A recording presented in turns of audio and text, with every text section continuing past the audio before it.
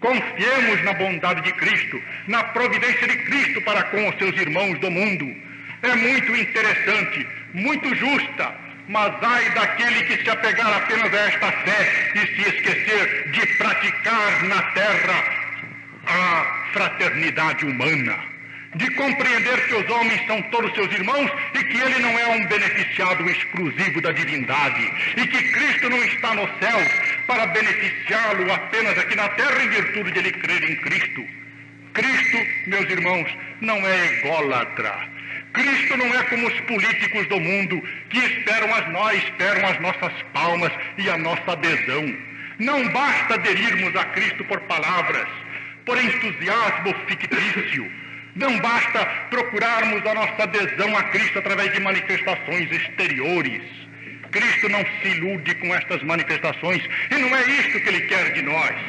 Para Ele pouco importa que nós estejamos próximos das formas religiosas que existem na terra ou distantes dessas formas. Ele mesmo, no seu tempo, nascendo dentro da religião judaica, se distanciou desta religião. Foi um revolucionário, pregou o contrário do que a religião pregava e foi em virtude da própria falta de apoio dos seus compatriotas e da ojeriza que tomaram a ele por força das suas pregações contra a forma estática de religião do judaísmo, foi ele condenado e morto, como nós sabemos. Foi levado à pior das condenações, que era a crucificação dos romanos. Tudo isto por quê? Porque ele sabia que cada ser deve ser responsável pelos seus atos, tem de se dirigir por si mesmo na terra, tem de compreender os seus deveres e as suas obrigações. Meus amigos, é apoiado nestes princípios que o Espiritismo pretende modificar este mundo. Os Espíritos disseram a Allan Kardec, a missão do Espiritismo é preparar a transição da Terra do estado em que ela se encontra de mundo de provas e de expiações para o de mundo de regeneração. Que estado é este de mundo de regeneração? É aquele estado em que a humanidade regenerada já não se prende mais ao pagamento das suas dívidas anteriores, mas em que ela, já tendo pago estas dívidas, já tendo resgatado o seu passado, já tendo cumprido, por assim dizer, o seu karma, tendo esgotado os efeitos das causas da animalidade, a humanidade se encontra então em condições espirituais superiores. É aquele mundo em que os homens são todos irmãos, todos fraternos, em que não há guerras, em que a paz domina amplamente sobre a terra, em que as criaturas não vivem mais nesta antropofagia moderna, como dizia Rabindranath Tagore, esta antropofagia da vida econômica de hoje, em que os homens se entredevoram entre si como lobos famintos, ao invés de se darem as mãos e de se apoiarem para a construção das grandes riquezas coletivas. O Espiritismo procura preparar o mundo para esta compreensão, procura despertar nas criaturas este sentimento profundo de humanidade, de união de todos os seres, para uma caminhada em conjunto na direção da felicidade suprema. Ainda há poucos dias, um grande jornalista carioca afirmava no estado de São Paulo que o Espiritismo tem um grande pecado. Imaginem, meus amigos, que pecado seria este? O pecado de afastar o homem da realidade terrena. Para ele, o Espiritismo é um verdadeiro ópio, é uma cocaína que faz com que os seus adeptos acreditem estar sendo beneficiados pela providência divina em detrimento de todo o resto da humanidade. E, ao mesmo tempo, firmados desta crença, os seus adeptos, então, se distanciam do terreno da realidade e procuram viver em função de uma vida futura que está lá no espaço, que está na abstração do pensamento, que não está na terra, que não está entre os homens. Não é preciso dizer que este homem nunca leu nada de Espiritismo. Aliás, ele diz lá num trecho do seu artigo que cada vez que ele pegou um livro de Kardec para ler, ele terminava dormindo. A culpa não deve ser de Kardec, porque nunca nos constou que Kardec fosse embalador de crianças para dormir e nem tampouco que fosse distribuidor de narcóticos à humanidade. Pelo contrário, quem lê os livros de Kardec compreender o pensamento de Kardec, vê que ele trabalhou intensamente para afastar o homem de todas as formas estáticas de pensamento. E mesmo com relação ao Espiritismo, ele afirmou sempre: o Espiritismo é uma doutrina evolutiva. O Espiritismo não pode ficar parado, o Espiritismo tem de marchar com a humanidade. Afirma, por exemplo, em A Gênese: o Espiritismo só podia aparecer na Terra em meados do século XIX, porque para que ele fosse compreendido, era necessário que o pensamento humano houvesse passado por todas as experiências que o levaram até a conquista da compreensão científica do mundo. Sem essa compreensão científica, o Espiritismo não era possível. E que não era possível, nós temos um exemplo histórico para mostrá-lo. Basta voltar o nosso pensamento para a Idade Média. Nós sabemos que no tempo de Kardec, no século XIX, houve um grande surto mediúnico na Terra. Os espíritos se manifestaram por toda parte, chamando os homens à compreensão espiritual da vida. Os espíritos produziram os fenômenos de Heidesville nos Estados Unidos, os grandes fenômenos espíritas na Alemanha, na França, na Itália, na Bélgica, na Holanda, nos países escandinavos, por todo o mundo, agitaram o mundo de ponta a ponta. Conan Doyle, na sua História do Espiritismo, diz: esta invasão do mundo pelos espíritos teve todas as características de uma invasão perfeitamente organizada. Era como se fosse um exército atacando os pontos nevrálgicos aqui e ali para despertar a consciência do homem. E foi este ataque em massa dos espíritos sobre o mundo através da mediunidade que provocou os estudos científicos do Espiritismo, que fez homens como William Crookes, como Frederico Mears, como Oliver Lodge e todos os demais se voltarem para o Espiritismo e procurarem compreender a realidade espiritual da vida. Pois bem, meus irmãos, se nós voltarmos os olhos para a Idade Média, vamos ver que lá também houve uma tremenda invasão espiritual da Terra. Ali está o nosso amigo Carlos Embaçaí, que num dos seus magníficos livros, Ciência Metapsíquica, comentando um discurso, o discurso de despedida de Richer, na Sorbonne, Carlos Embaçaí comenta o aspecto espiritual da Idade Média e qual era a situação dos médiuns naquele tempo. Os espíritos se manifestavam. E que resultado tirava a humanidade da manifestação dos espíritos? O resultado único eram as fogueiras, eram os sacrifícios injustos, criminosos por toda parte daquelas criaturas que os homens consideravam como possuídas pelo demônio. O pensamento religioso estático, incapaz do dinamismo necessário para a compreensão espiritual da vida, havia condenado todos os médiuns ao sacrifício. E a criatura que tivesse a infelicidade de receber uma comunicação mediúnica estava condenada irremissivelmente, porque as autoridades eclesiásticas a levariam para a fogueira, para a masmorra, para o sacrifício. Não foi possível, portanto, naquele tempo, a criação de um pensamento espírita no mundo, porque faltava ao homem a capacidade lógica necessária para compreender em termos lógicos as relações de vida entre os dois planos do mundo, o plano espiritual e o plano material. Uma comunicação era como uma manifestação de um poder demoníaco perigosíssimo. Os homens se refugiavam então nas suas igrejas, nos seus cultos, nos seus sacerdotes, e através deles condenavam aquela criatura que havia se servido ao demônio para transmitir aos seus semelhantes ensinamentos perigosos. Mas, já no tempo de Kardec não foi assim. Por quê? Porque a evolução havia preparado o terreno necessário para a compreensão espiritual. Quando o espiritismo apareceu, grandes materialistas se tornaram espiritualistas. As igrejas desertas, abandonadas por aqueles homens de pensamento que não queriam se confundir com a massa dos fanáticos, aquelas igrejas voltaram a ter novamente os homens de pensamento no seu seio. As igrejas repudiaram o espiritismo, condenaram o espiritismo. Padres do protestantismo e padres do catolicismo cansaram de subir ao púlpito para condenarem a nova heresia que estava surgindo na terra. Mas, na verdade, esta heresia foi a que beneficiou essas igrejas. Como Kardec diz, A religião não dispunha, em meados do século XIX, de armas capazes para enfrentar em campo raso o inimigo materialista. Não dispunham, e dia a dia cediam terreno, porque os materialistas jogavam com a arma tremenda da razão, jogavam com a arma positiva do raciocínio, e a religião se escudava nos seus frágeis escudos dogmáticos, impotente para resistir ao surto do pensamento racional. Veio o Espiritismo e ofereceu às religiões a arma necessária.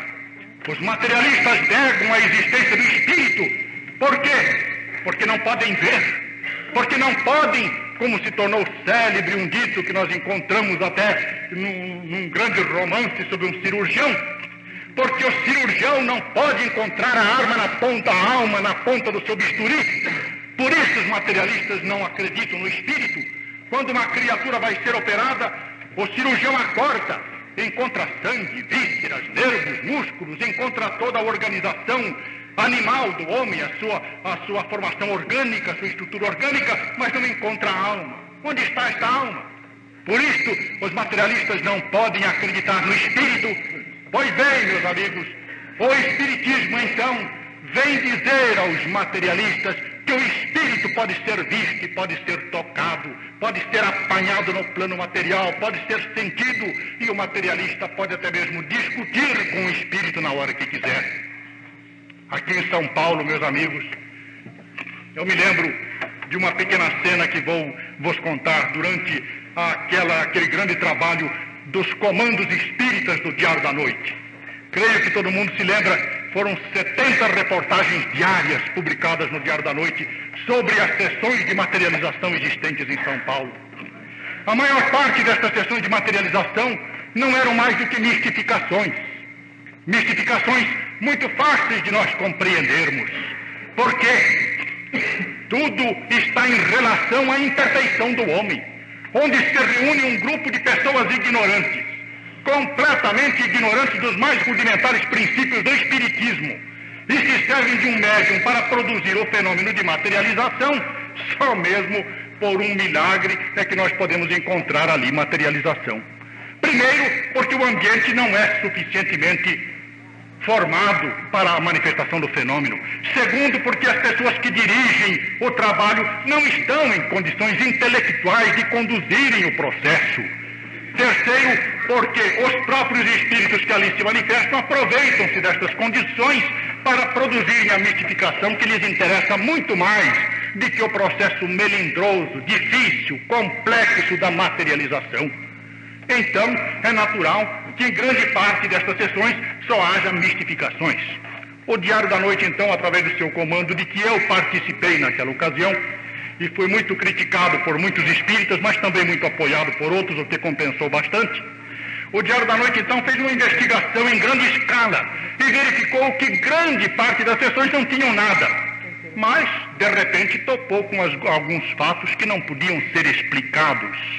Por exemplo, uma sessão que realizamos com o deputado Castro Neves, o Dr. Zé Ribeiro de Carvalho, da cooperativa de Cutia, médico da cooperativa de Cutia, o jornalista Hermínio Saqueta, que naquele tempo era diretor de redação dos Diários Associados, e várias outras pessoas, com o médium Zezinho.